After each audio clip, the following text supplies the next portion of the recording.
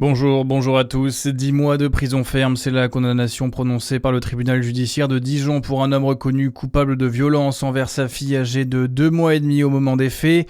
La victime présentait les séquelles du syndrome du bébé secoué. Selon une expertise médicale, elle est aujourd'hui partiellement handicapée.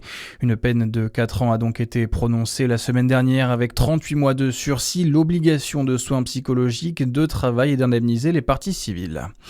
Les vendanges vont-elles encore être précoces cette année? C'est ce que laissent présager les fortes chaleurs qui touchent actuellement la Bourgogne-Franche-Comté. Selon les estimations qui peuvent varier mais sont plausibles, les premières vendanges à la main pour le crément pourraient avoir lieu dès le 9 août. C'est ce qu'explique Christophe Gay, le directeur départemental de France Travail au journal de Saône-et-Loire. Et en conséquence, les candidatures sont ouvertes pour les vendanges. Près de 40 000 saisonniers sont recherchés dans la région. Vous l'attendiez, il est de retour. Le concert de rentrée aura lieu le samedi 29 août à Dole. La ville et votre radio font venir le chanteur Amir à cette occasion. Un événement 100% gratuit qui démarra à 20h.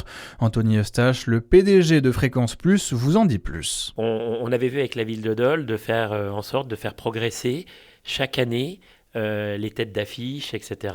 Et c'est une chance incroyable d'avoir Amir cette année qui puisse se rendre disponible pour ce grand concert de rentrée. Ça me semble important parce que d'une part, on va être en plus à quelques jours des 40 ans de Fréquence Plus. 40 ans pour une radio privée indépendante, en France, ça reste exceptionnel. C'est la génération des radios des années 80 et on sait que dans le paysage français, elles ne sont pas si nombreuses. Donc on a cette fierté déjà d'avoir Fréquence Plus et d'être à l'affiche avec notre ville de cœur. Des propos recueillis par Charlie Chevasson. Le concert sera précédé de la fête de la bière. Alors rendez-vous dès 16h à Dole sous pression sur la place Précipiano. Dans l'actualité également, Laurent Nunez attendu sur le front de l'incendie dans l'Aude. Aujourd'hui, le ministre de l'Intérieur se rend sur place alors que le feu avance toujours. Le sinistre qui s'est déclaré mercredi après-midi a repris dans la journée d'hier, attisé par le vent et la sécheresse. Dans les Pyrénées-Orientales, le feu à Canet en Roussillon a déjà fait d'importants dégâts. Au moins 3 campings ont été touchés, entraînant l'évacuation de 1500 résidents. 1500 autres personnes ont également dû quitter les entreprises avoisinantes et 3 sapeurs-pompiers ont aussi été blessés.